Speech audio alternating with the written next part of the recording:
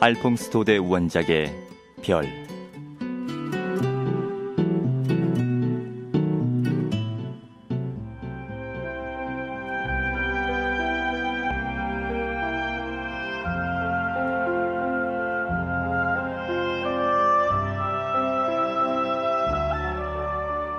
내가 리브롱산에서 양을 치고 있을 때의 이야기입니다. 나는 사람의 그림자조차 구경할 수 없는 초원에서 사냥개 라브리를 데리고 양을 치며 지내고 있었습니다.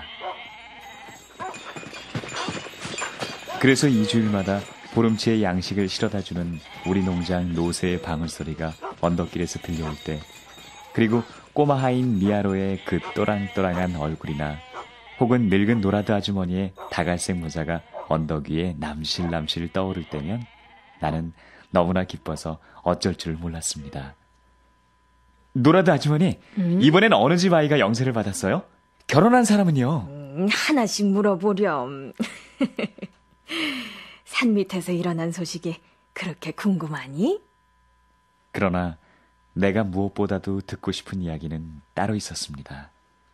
바로 주인집 딸 스테파네트 아가씨에 대한 이야기였습니다.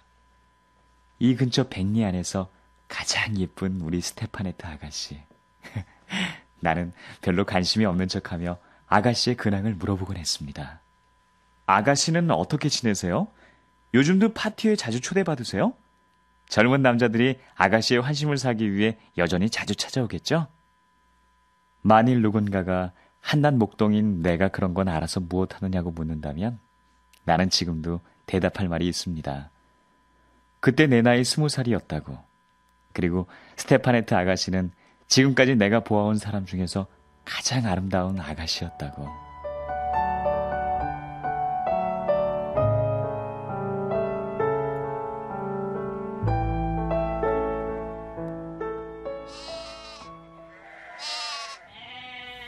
어느 일요일이었습니다. 기다리던 2주일치의 식량이 늦도록 도착하지 않았습니다. 미사를 보고 오느라 늦는 거겠지 뭐. 정오 무렵 소나기가 퍼부었습니다. 비 때문에 길이 막혀서 노새를 몰고 떠날 수가 없었겠지. 3시가 넘어 말끔하게 씻긴 하늘 아래 온 산이 비에 젖고 햇빛을 받아 눈부시게 반짝일 때였습니다. 나뭇잎에 물방울 떨어지는 소리와 개천에 물이 불어 좔좔 넘쳐흐르는 소리에 섞여 노새의 방울소리가 들려왔습니다. 그 소리는 마치 부활절 여러 교회에서 일제히 울리는 교회 종소리처럼 맑고 경쾌한 소리였습니다. 그러나 막상 노새를 몰고 나타난 것은 꼬마 미아로도 아니고 늙은 노라드 아주머니도 아니었습니다. 그것은 누구였을까요? 천만 뜻밖에도 바로 스테파네트 아가씨였습니다. 아가씨가 노새 등에 의젓하게 올라타고 몸소 나타난 것입니다. 비온 뒤 더욱 싱그러워진 산공기에 뺨을 장밋빛으로 물들인 채 말입니다. 아가씨! 어떻게 아가씨가 직접... 꼬마는 알아 누워있고 노라드 아주머니는 휴가를 얻어 자기 아들을 보러 갔거든. 많이 기다렸지? 미안해. 오다가 도중에 길을 잃어버려서. 그러나 아가씨 머리에 꽂은 리본이며 눈부신 스커트, 그리고 그 곱고 빛나는 레이스로 단장한 화려한 옷차림을 보면 덤불 속에서 길을 찾아 헤맸다기보다는 방금 어느 무도회에서 춤이라도 추다가 온 것처럼 보였습니다. 귀여운 나의 아가씨. 이렇게 가까이에서 아가씨를 보는 건 처음이었습니다. 겨울에는 양떼들을 몰고 마을로 내려가서 농장에서 저녁을 먹곤 했는데 아가씨는 그때마다 화려한 옷을 입고 약간 새침한 표정으로 식당을 지나가기만 할 뿐 하인들에게 말을 거는 일은 좀처럼 없었습니다. 그런데 지금 그 아가씨가 바로 내 눈앞에 와 있다. 오로지 나만을 위해서. 아가씨는 바구니에서 식량을 꺼내고는 신기하다는 듯 주위를 둘러보았습니다. 아가씨는 아름다운 나들이 옷을 더럽힐까봐 스커트 자락을 살짝 걷어 올리더니 양을 몰아넣은 울 안으로 들어갔습니다. 아가씨는 양과 죽과 짚을 깔아 만든 나의 잠자리며 벽에 걸린 커다랗고 초라한 외투, 채찍과 지팡이, 구식 총 따위를 보며 무척 신기해했습니다. 나에게 아무것도 아닌 것이 아가씨에게는 모두 신기하고 흥미롭기만 했던 것입니다. 여기에서 산단 말이지? 가엾기도 해라. 밤낮 이렇게 외로이 세월을 보내자니 얼마나 따분할까. 뭘 하며 시간을 보내지? 무슨 생각을 하며? 당신을 생각한답니다, 아가씨. 그러나 그 순간 가슴이 너무 뛰어 나는 한마디도 할 수 없었습니다. 아가씨는 일부러 짓궂은 질문을 던져 내가 쩔쩔매는 꼴을 보며 재미있어 했습니다. 예쁜 여자친구라도 가끔 만나러 올라오니? 그녀는 틀림없이 황금의 양이거나 산꼭대기에 사는 요정 에스테렐일 거야. 머리를 뒤로 젖히고 웃는 그 귀여운 몸짓이라든지 요정이 나타나듯이 얼른 왔다가는 숨 돌릴 틈 없이 가버리는 그 서운함이 정말 아가씨야말로 내게는 영락없이 에스테렐 요정 같기만 보였습니다. 잘 있어. 조심해 가세요, 아가씨. 마침내 아가씨는 빈 바구니를 싣고 떠나갔습니다. 아가씨가 비탈진 산길 너머로 사라진 뒤에도 노새 발굽에 채어 구르는 조약돌 소리는 나의 심장을 파고드는 것 같았습니다. 나는 해가 질 무렵까지 그 애틋한 꿈이 달아날까봐 손 하나 까딱하지 못하고 우두커니 서 있었습니다.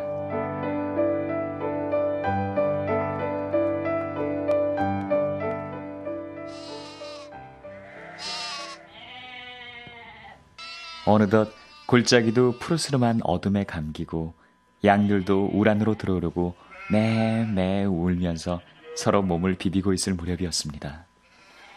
목동아! 바로 그때 비탈 아래서 누군가 나를 부르는 소리가 들려왔습니다. 아가씨! 아가씨는 생글생글 웃던 모습은 간데없고 물에 흠뻑 젖은 채 추위와 공포에 떨고 있었습니다. 소르고 강을 건너다 물살에 휩쓸릴 뻔했어. 근데 이렇게 날이 저물어 버렸으니 어떡하면 좋아? 지름길이 있긴 한데 아가씨 혼자서는 도저히 찾아가실 수 없을 겁니다. 그렇다고 제가 양떼를 내버려 두고 함께 갈 수도 없고. 산 위에서 밤을 새워야 한다는 사실에 아가씨는 무척 당황해했습니다. 더구나 가족들이 걱정할까봐 더욱 안절부절 못했습니다. 나로서는 아가씨를 위로해주는 것이 고작이었습니다. 아가씨, 7월이라 밤이 아주 짧습니다. 조금만 참으시면 돼요. 나는 아가씨가 젖은 몸과 옷을 말릴 수 있도록 서둘러 불을 피우고 우유와 치즈를 내놓았습니다. 그러나 가엾은 아가씨는 불을 쬐려고도 무엇을 먹으려고도 하지 않았습니다. 아가씨의 눈에 구슬 같은 눈물이 글썽글썽 맺히는 걸 보자 그만 나까지도 울고 싶어졌습니다.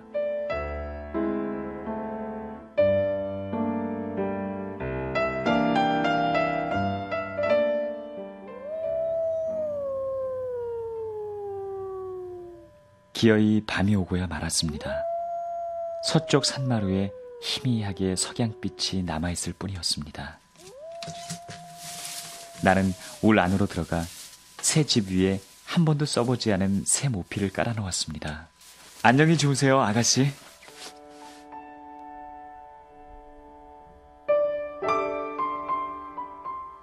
비록 누추할 망정, 그래도 내 울 안에서 신기한 듯이 아가씨의 잠든 얼굴을 바라보는 양들 곁에서 우리 아가씨가 마치 다른 어느 양보다 더 귀하고 더 순결한 한 마리 양처럼 내 보호 밑에 마음 놓고 고이 쉬고 있었습니다. 지금까지 밤하늘이 그토록 깊고 별들이 그렇게도 찬란하게 보인 적은 없었습니다.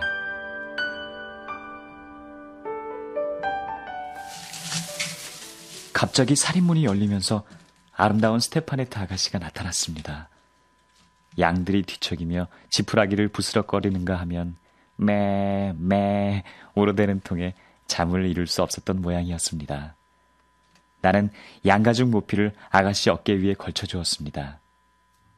그리고 우리 둘이는 아무 말 없이 나란히 앉아 있었습니다. 별이 아름답게 빛나는 곳에서 밤을 새워본 적이 있는 사람이라면 모두들 잠이 든 시간에 또 다른 신비한 세계가 고요 속에 눈을 뜬다는 사실을 알고 있을 겁니다. 샘물은 더 맑은 소리로 노래 부르고 온갖 정령들이 논일며 대기 속에는 나뭇가지나 풀잎들이 부쩍부쩍 자라는 소리가 들려옵니다. 낮이 살아 움직이는 것들의 세상이라면 밤은 고요한 사물들의 세상이지요.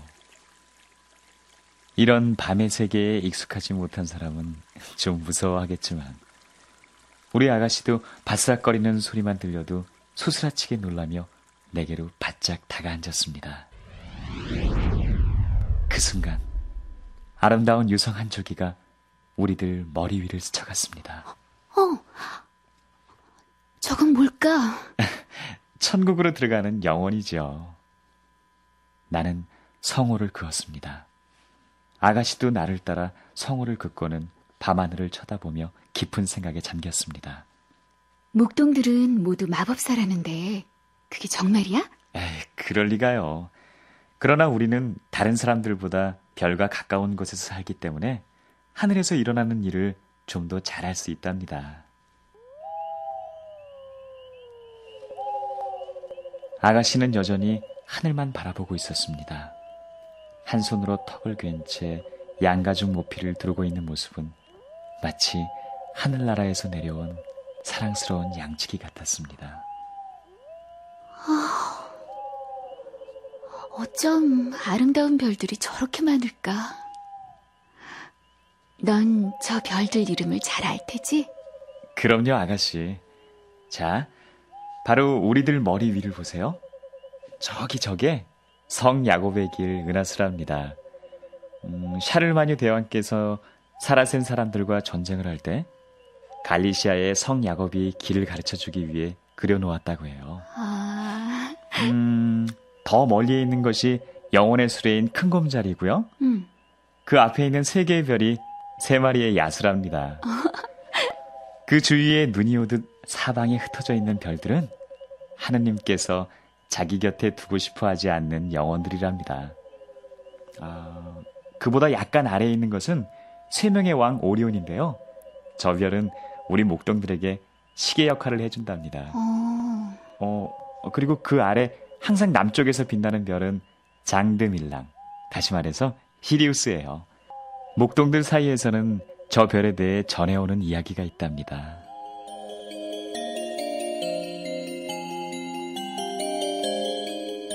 어느 날 밤, 장드밀랑이 오리온인 세 명의 왕과 북두칠성인 병아리장과 함께 친구별의 결혼식에 초대되었답니다. 그런데 성질이 급한 병아리장은 가장 먼저 길을 떠나 위쪽 길로 갔어요. 저것 보세요. 하늘 한복판에 떠 있죠? 그러자 세 명의 왕은 좀 더 아래로 곧장 가로질러 병아리장을 따라갔습니다. 그러나 게으름뱅이 장드밀랑은 너무 늦잠을 자다가 맨 뒤로 처지고 말았죠. 화가 난 장드밀랑은 두 친구를 멈추게 하려고 냅다 지팡이를 던졌답니다. 그래서 세 명의 왕을 장드밀랑의 지팡이라고 부른답니다. 하지만 모든 별들 가운데 가장 아름다운 건 바로 우리들의 별인 목동의 별이죠. 새벽에 양떼를 몰고 나갈 때와 저녁에 양들을 몰고 돌아올 때, 저 별은 변함없이 우리들 앞에서 빛나고 있죠. 우린 저 별을 마글론이라고 불러요. 토성인 프로방스의 피에르의 뒤를 쫓아가서 7년 만에 한 번씩 결혼을 하는 예쁜 마글론 말이에요. 어머, 그럼 별들도 결혼을 하니? 아유, 그럼요, 아가씨. 별들의 결혼에 대해 설명을 하려고 하다가 나는 향긋하고 부드러운 것이 어깨에 살포시 얹히는 것을 느꼈습니다. 그것은 아가씨가 주름에 겨워 리본과 레이스를 맨 곱슬곱슬한 머리카락을 앙증스럽게 비벼대며 가만히 기대온 것이었습니다. 아가씨는 환하게 먼동이 터올라 별들이 애쓱하게 빛을 잃을 때까지 꼼짝 않고 그대로 기대고 있었습니다. 나는 그 잠든 얼굴을 지켜보며 꼬박 밤을 새웠습니다.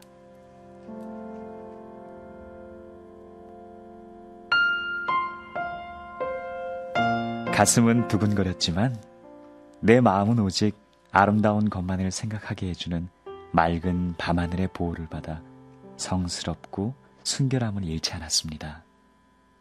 머리 위에서는 수많은 별들이 우리로 돌아가는 양떼들처럼 조용하게 우리를 지켜보며 제 길을 계속하고 있었습니다. 저 수많은 별들 가운데 가장 아름답고 빛나는 별 하나가 길을 잃고 내려와 내 어깨에 기대어 고이 잠들어 있노라.